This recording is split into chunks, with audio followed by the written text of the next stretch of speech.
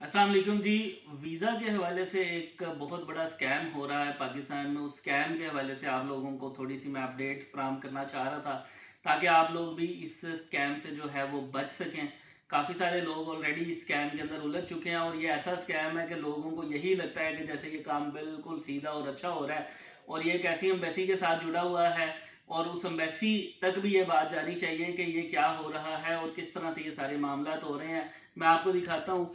यहाँ पे बहुत सारे लोग हैं जिनकी एप्लीकेशंस वगैरह पेंडिंग होती हैं। जैसे जर्मन एम्बेसी की एप्लीकेशन वगैरह पेंडिंग है, तो यहाँ पे मैं जर्मन एम्बेसी इस्लामाबाद जब गूगल के ऊपर सर्च करता हूँ तो ये एम्बेसी का पेज आ जाता है, एम्बेसी ऑफ जर्मनी।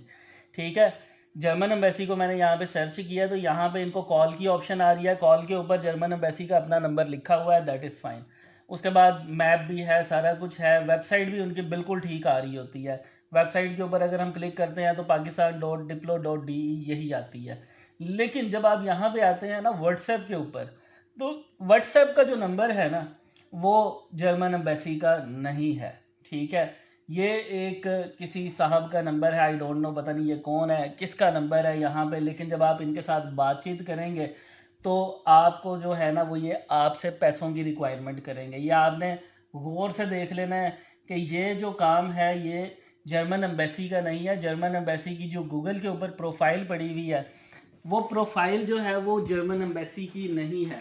ये प्रोफाइल अगर जर्मन एम्बेसी ऑन कर रही है तो इसके ऊपर ये व्हाट्सएप का नंबर क्या कर रहा है, और ये व्हाट्सएप का जो नंबर है जब आप इनके साथ बात करेंगे अपॉइंटमेंट से रिलेटेड या आप अपने वीज़ा एप्लीकेशन स्टेटस से रिलेटेड, तो ये आपको बोलेंगे कि जी आपको अपॉइंटमेंट अर्जेंट जो है वो इतने यूरोस की मिलेगी और जो आपको नॉर्मल अपॉइंटमेंट है वो इतने यूरोस की मिलेगी। साथ में वो डिमांड ये कर देंगे अगर आपकी वीज़ा एप्लीकेशन सबमिट हुई भी है तो हम आपको रिजल्ट, हमने आपका रोका हुआ है, हम आपको रिजल्ट दे देंगे, इतने यूरोस जो है वो आप हमें ट्रांसफ़र कर दें। ये ऑलरेडी बहुत सारे लोगों के साथ ऐसा हो चुका हुआ है। रिसेंटली भी मेरे पास एक मेरे बड़े पुराने कस्टमर आके बैठे हुए थे।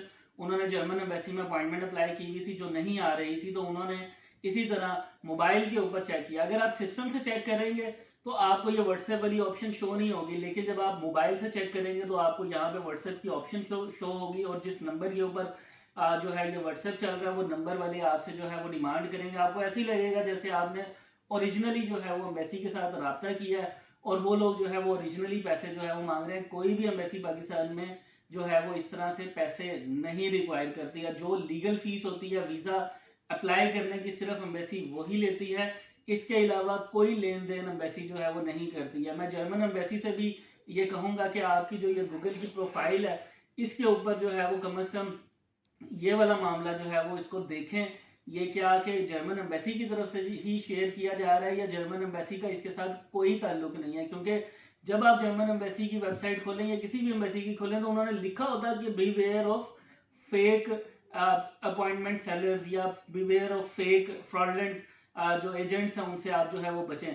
तो जर्मन एम्बेसी को भी चाहिए कि वो इसके ऊपर जो है वो देखें कि लोग जो हैं वो अपने पैसे जो हैं इसके ऊपर ज़ाया कर रहे हैं और वो इसके ऊपर भी कोई डिस्क्लेमर दें ताकि बहुत सारे लोगों का फ़ायदा हो सके। बहुत शुक्रिया, खुदा हाफिज़।